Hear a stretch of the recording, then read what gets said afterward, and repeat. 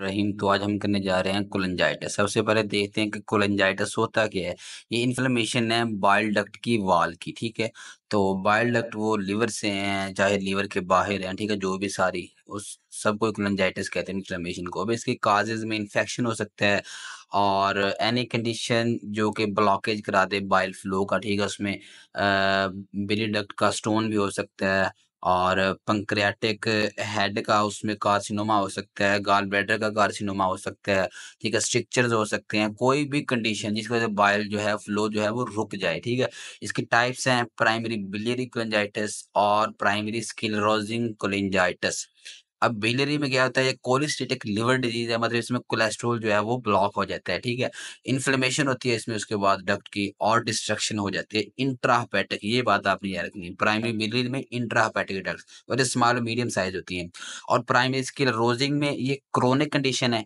इसमें स्क्लेरोजिंग से आपको पता चलेगा इसमें फाइब्रोसिस हो जाती है, ठीक है। तो प्राइमरी क्रोनिक कोलिस्टेटिक डिजीज, इसमें होता है क्या, फाइब्रोसिस होना शुरू हो जाती है, ठीक है, डक्ट्स के इर्द गिर्द। तो और फिर डक्ट्स की डिस्ट्रक्शन होना शुरू हो जाती है। मोस्टली एक्स्ट्रा हेपेटिक इसमें डक्ट्स होती हैं, ठीक है, लार्ज साइज की होती हैं और एक्स्ट्रा हेपेटिक डक्ट्स, ठीक है। इंट्रा हेपेटिक भी थोड़ी बहुत होती हैं, तो लेकिन लार्ज, वो चाहे इंट्रा हो या एक्स्ट्रा, मेनली एक्स्ट्रा हेपेटिक, ठीक है। तो इसके बाद हम देखते हैं प्राइमरी बिलियरी कोलेंजाइटिस और स्क्लेरोजिंग कोलेंजाइटिस में फ़र्क क्या है, ठीक है। डिफरेंस बहुत इंपॉर्टेंट है, एससीक्यू बाज़ का आता है। तो ये सारे इसके फीचर हैं, age, gender, clinical course, associated conditions हैं, सीरोलॉजी, रेडियोलॉजी, ठीक है, डक्ट लियन लियन किस टाइप का होता है और एंड पे हम मॉर्फोलॉजी भी देखेंगे। इसलिए सारे डिफरेंस आज हम देखेंगे। तो ये एक प्यारी सी डायग्राम आपके पास है ये, ठीक है। ये एक बुढ़िया और इसके बाद ये उसका बेटा है, ठीक है, इसका नाम इबाद है, ठीक है। इबाद जो है वो पीएसओ पंप के लिए काम करता है, ठीक है, कब्रिस्तान में, वहाँ से पेट्रोल निकला तो वहाँ से ट्रांसपोर्ट करता है और ये उसकी वालिदा पीसीबी की बहुत बड़ी फैन है। तो सबसे पहले हम देखते हैं एज। तो एज इनमें देखें आपको पीबीसी में, ठीक है, ये पीसीबी से आपने पीबीसी आया, उनके चेहरे पे लिखा हुआ है ना पीसीबी। तो पीबीसी इसमें एज देखा बुढ़िया की 50 ईयर्स के अराउंड में, ठीक है, 30 से 70 रेंज है, 50 एवरेज है और इस जवान की तकरीबन होगी 30 के अराउंड अबाउट। जेंडर में आपको नज़र आ रहा है कि ये फीमेल है, ठीक है, और दूसरा पीएसओ मतलब पीएससी, तो वो मेल है, ठीक है, मेल और फीमेल। तो अभी मैंने आपको स्टोरी बताई है, ठीक है, इसकी वालिदा जो क्रिकेट की बहुत बड़ी फ़ैन है, मोस्टली पाकिस्तान क्रिकेट बोर्ड की। तो और इसका बेटा जो है वो पीएसओ पंप के लिए काम करता है, ठीक है। तो वो कब्रिस्तान है, वहाँ पे कब्र के बैठा है, वहाँ से पाइप लगाए हुए हैं, पेट्रोल वहाँ से भर के वो लेके जाता है कहाँ पे, पीएसओ पंप के पास, ठीक है।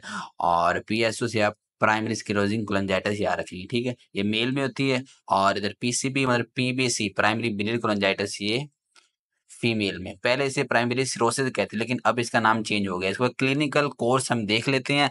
तो मतलब कौन सी कंडीशंस, कोर्स ये है कि प्रोग्रेसिव, ठीक है। ये पीबीसी जो है इसमें प्रोग्रेसिव चार्ट दीवार पे लगा हुआ है। ये जो है ना मतलब रेगिस्तान में रहती है ये औरत, तो बच्चों की ग्रोथ जो है ना, ग्रोथ चार्ट ये इसने दीवार पे लगाया है, ये रोजाना देखती है, ठीक है। वो प्रोग्रेशन देख रही है, ये प्रोग्रेसिव होती है। इसकी तरफ दूसरी हम देखेंगे पीएससी, तो स्किल जो है, तो वो ये कह लें कि प्रोग्रेसिव होती है, लेकिन अननोटिफाइड होती है, ठीक है। तो ये आपको चार्ट भी इस तरफ हमने दिखा दिया है, ठीक है। तो ये जो प्राइमरी स्क्लेरोसिंग है, तो मतलब अननोटिफाइड रहती है, लेकिन होती ये भी प्रोग्रेसिव ही है। इसके बाद हम इसके एसोसिएटेड कंडीशंस देखते हैं। तो इन कंडीशंस में हमारे पास क्या-क्या आता है, तो अब ये इस तरफ देख लेंगे। सबसे पहले इसने जोगर पहने हुए इस वूमेन ने, ठीक है। तो जोगर से आप क्या याद रखेंगे, सजोग्रन सिंड्रोम। इसके जो आईलिड्स हैं, तो आईलिड्स आपको ग्रीन कलर उसने किया है, ठीक है। तो ग्रीन का मतलब पाकिस्तान की फैन है, तो इसने चेहरे पे भी पीसीबी लिखवाया हुआ है। तो इससे स्क्लेरा के आईलिड के बिल्कुल नीचे स्क्लेरा होता है, स्क्लेरोडर्मा आप इससे याद रखेंगे। और तीसरा ये कि ये सारा थर का सीन है, ठीक है। तो मतलब रेगिस्तान है, नीचे देखें आपको रेत नजर आ रही है, तो रेगिस्तान में इसका घर है। तो रेगिस्तान से आप क्या याद रखेंगे, थार, ठीक है, मोस्टली पाकिस्तान में बड़ा जो है वो थर का रेगिस्तान है। तो थायराइड डिजीज, ठीक है, ये हमने नीचे लिख भी दिया। इसके बाद दूसरी तरफ आप देख लें तो उधर आपको ये इसने एक बर्तन उठा हुआ है जिसे हम पैन कहते हैं, ठीक है, इंग्लिश में हम पैन कहते हैं उसे। तो पैन से आप क्या पैंक्रियाटाइटिस याद रखेंगे। और दूसरा देखें आप, इस बंदे का नाम इबाद लिखा हुआ है, ठीक है, ये भी हमने लिखा है। तो इबाद, अब ए से स्किप कर दें तो आईबीडी, इन्फ्लेमेटरी बाउल डिजीज, ठीक है।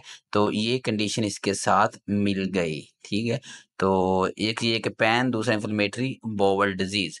और उसके बाद आपको ये फाइबर्स मिल रहे हैं, ठीक है, इस बर्तन में। तो फाइबर से आप क्या याद रखेंगे, इसे आपने याद रखना है फाइब्रोसिस, फाइब्रोसिस जितनी भी कंडीशन है। उसके बाद ये सीरोलॉजी देख लें तो सीरोलॉजी में हमारे पास आता है, ये देखें, ये औरत के ना मुंह के करीब लिखा हुआ अम्मा अंकल अन्ना, ठीक है, पंजाबी में अम्मा अंकल अंकल। इसका बेटा कह रहा है कि अम्मा अंकल जो है वो अंधे हो गए हैं, ठीक है, पंजाबी में अम्मा अंकल अन्ना हो गया।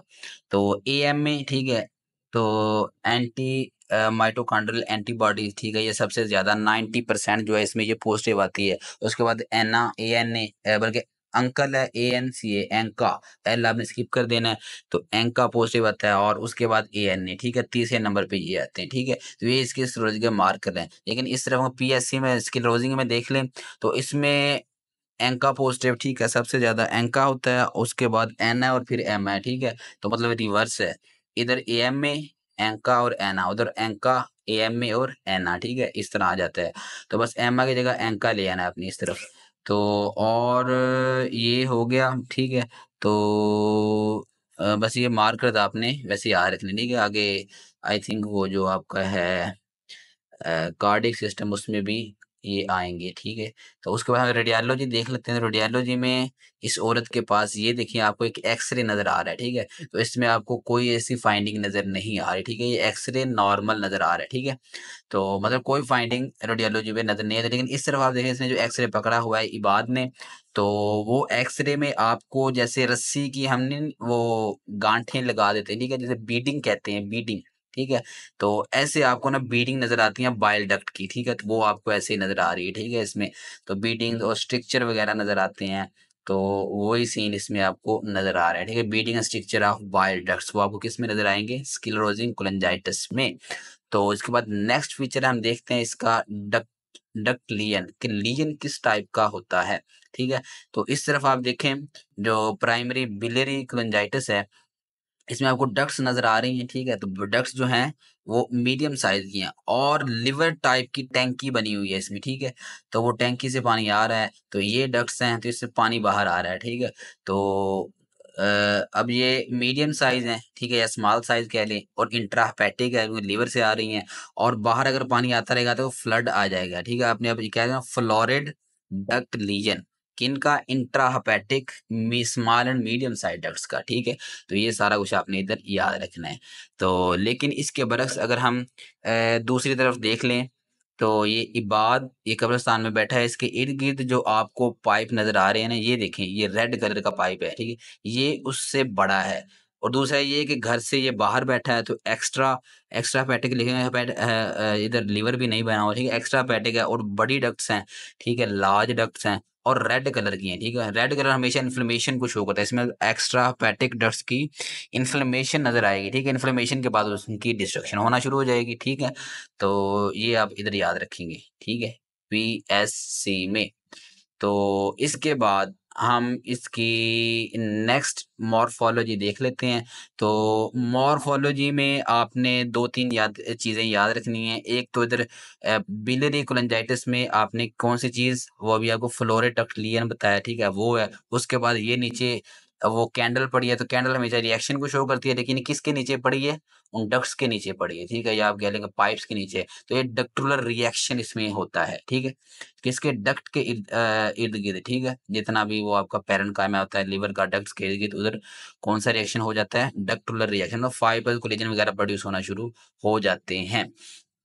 तो और इसके बाद ये 2 वजूहात हैं, ठीक है, जिनकी वजह से एंड स्टेज लिवर डिजीज होती है। एक तो ये पोर्टल हाइपरटेंशन में लिखा है, क्योंकि ये जब उसने खबर दी कि अम्मा अंकल अन्ना हो गया है, तो वो परेशानी में चलेंगे तो टेंशन चेहरे पे नज़र आए। उससे आप क्या याद रखेंगे, पोर्टल हाइपरटेंशन। और दूसरा, इसने ये बोतल पकड़ी हुई है, ठीक है? इसमें सीरा है, सीरा, ठीक है? वो स्टोर करके रखेगी। तो सीरे सीरे की बोतल, सीरे से आपने सिरोसिस, ये 2 मेन वजूहात हैं जिनकी वजह से एंड स्टेज लिवर डिज़ीज़ होती है। और इसमें ये आपको एक फ़ीदर नज़र आ रहा है, ठीक है? बिल्कुल इसके ऊपर कैंडल के ऊपर ये फ़ीदरी डीजनरेशन इसमें होती है, ठीक है? तो ये कुछ चीज़ें हैं जो आपने याद रखनी है। तो इसमें फाइब्रोसिस का फ़र्क होता है, लेकिन सिरोसिस इसमें भी होती है। तो और बाकी जो आप कह लें कि वो है, पीछे हम अल्कोहलिक सिरोसिस दूसरी पढ़ के आए हैं, उनमें इनमें फ़र्क ये होता है कि इधर रीजनरेटिव हाइपरप्लास्टिक नोड्यूल्स आपको मिलते हैं, ठीक है? मतलब थोड़ा लीजन होता है, डक्ट के इर्द-गिर्द लीजन होता है, तो लिवर इसको कंपनसेट करने की कोशिश करता है और हाइपरप्लेजिया हो जाता है, ठीक है? और इस तरफ आप देख लें, अभी ये आपको ओनियन दिखाया गया है, ठीक है? ओनियन स्किनिंग आपको नज़र आएगी। मतलब डक्ट का जो ल्यूमन होता है ना, वो कंस्ट्रिक्ट होता है, इन्फ्लेमेशन होती है, उसके बाद उसकी ब्रेकडाउन शुरू होती है। ल्यूमन कंस्ट्रिक्ट जब होता है, उसके बाद फाइब्रोसिस शुरू हो जाती है। तो ओनियन स्किनिंग नज़र आती है और ये नीचे आपको एक स्कार सा ब्लैक कलर का नज़र आ रहा है, लेकिन कवर के ऊपर है, तो इसे आपको ना टॉम स्टोन स्कार, ठीक है? ये 2 मेन फीचर हैं जो आपने नहीं बोले, इसमें यही 2 हैं, ठीक है? जो आपको एमसीक्यू में आ सकता है, बाद एमसीक्यू में भी आ सकता है। और जो मैं आपको बात बता रहा था कि इसमें रीजनरेटिव हाइपरप्लास्टिक नोड्यूल्स मिलते हैं आपको प्राइमरी बिलियरी कोलेंजाइटिस में। और बाकी जो अल्कोहलिक सिरोसिस ये दूसरी होती है, तो उनमें और इसकी सिरोसिस में क्या फ़र्क है, वो होती है क्लियर सिरोसिस, ठीक है? लेकिन इधर वेज नोड्युलैरिटी आपको मिलती है, ठीक है?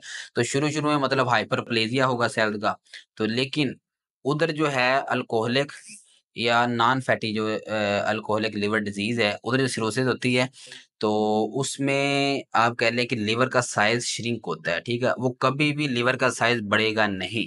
लेकिन इसमें ये वाहा डिज़ीज़ में लिवर का साइज़ थोड़ा बढ़ेगा या फिर कैंसर में जाके साइज़ बढ़ता है, ठीक है? तो ये बात आपने क्लियर कर लेनी है। नेक्स्ट हम इसकी बुक वाली डायग्राम देख लेते हैं। सबसे पहले ग्रॉस डायग्राम आपको दिखाई गई है बिलियरी कोलेंजाइटिस की, ठीक है? प्राइमरी। तो इसमें आपको ये देखें ग्रीन कलर, ग्रीन डिस्कलरेशन नज़र आ रही है और कुछ नोड्यूल्स नज़र आ रहे हैं, ठीक है? ग्रॉस में आपको यही चीज़ मिलेगी। और उसके बाद ये नीचे डायग्राम देखें और ये देखें, इसमें आपको लिम्फोसिटिक इन्फिल्ट्रेशन, ठीक है? वो मिल रही है और प्लाज्मा सेल्स, ये पोर्टल ट्रैक के इर्द-गिर्द, सेंटर में पोर्टल ट्रैक है और इसके इर्द-गिर्द ये आपको मिल रही है। यही ग्रानुलोमेटस रिएक्शन करवाएगा और फिर डिस्ट्रक्शन होगी, ठीक है? Flora duct ligand. और ये अगली डायग्राम स्क्लेरोसिंग कोलांजाइटिस की, जो सेंटर में ये देखें, ये आपको क्या नज़र आ रहा है, डक्ट का ल्यूमन है और यह है एट्रोफिक डक्ट ल्यूमन, ठीक है? इसके इर्द-गिर्द आपको फाइबर्स नज़र आ रहे हैं, ठीक है? ये सारे, और ये कंसेंट्रिक फॉर्म में है, ठीक है? इसी तरह जिस तरह ओनियन के ऊपर स्किन होती है ना, इर्द-गिर्द उसके लिपटे होते हैं, इसी तरह ये इसके इर्द-गिर्द स्कारिंग हो जाती है और ओनियन स्किनिंग कहते हैं।